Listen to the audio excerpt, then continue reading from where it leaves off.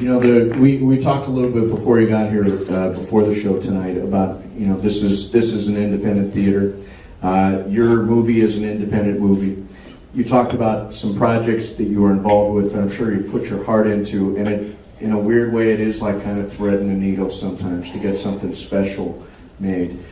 Talk a little bit about sort of working to whatever degree outside the system to get what you really want to be made. I always tell people, now tonight, this is an independent film. There's not necessarily a whole bunch of advertising behind it. And the only way movies like this work and succeed are by everybody leaving the theater and going and saying, hey, you got to go check out at Middleton. Talk about sort of that process, because we've become very much, that word of mouth is incredibly important now. Most of the movies that we grew up with, even The Godfather, if The Godfather Part 1 did not have the novel behind it, the great novel by Mario Puzo, if it was the same exact script, and Mr. Mancuso probably will attest to this today, and that script went out and was delivered to a major studio today, they would not make it. It would be an independent movie about the Corleone mafia family in the 1940s, and that it would be that. It would not be that. Of course, had the big novel and all that. But today, in today's market, that would not be a studio movie. And neither would Coming Home, or Taxi Driver, or Mean Streets, or McCabe and Mrs. Miller, or Nashville, or Help Me Out, or the French Connection, or the Apocalypse. They would all be independent films. And all those movies, Midnight Cowboy, they were all studio movies. Why has that changed? Why have the studios gotten out of the business of making those kinds of movies?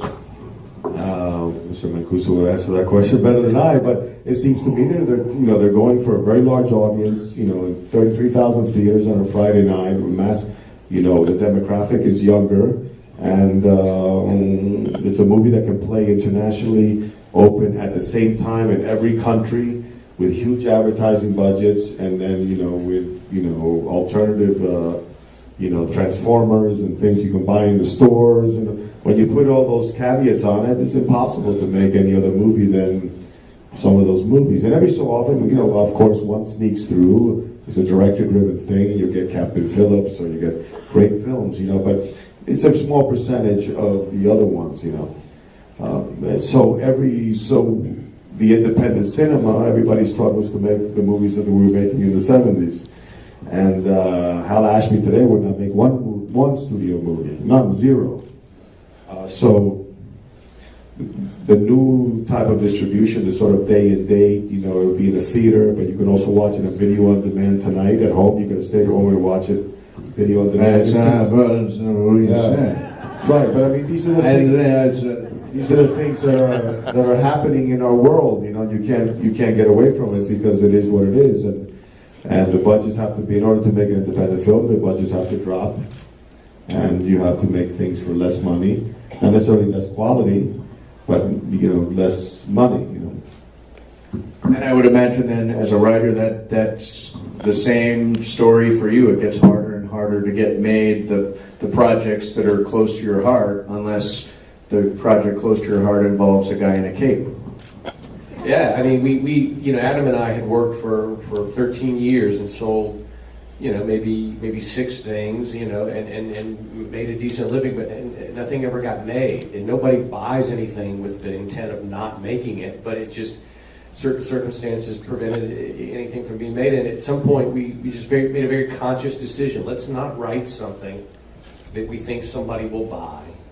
Let's write something that we could make, that was, small enough in scope, 2 adults walking and talking on a college campus, that, we would want to see. And lo and behold, it's our first, produced film. And so, I mean, took a long time to learn that lesson, but I think we'd love to work at a much higher level and, write studio movies, but again, it's just, it's not a lot of work. And so I think what our time is best spent doing is sort of writing things that are personal and that mean a lot to us and that are emotionally involving, that you can make for a price, and that have wonderful roles that attract talent like Andy Garcia, and hopefully it will be made. And it got made. It did. And it's a great film. That's a great thing.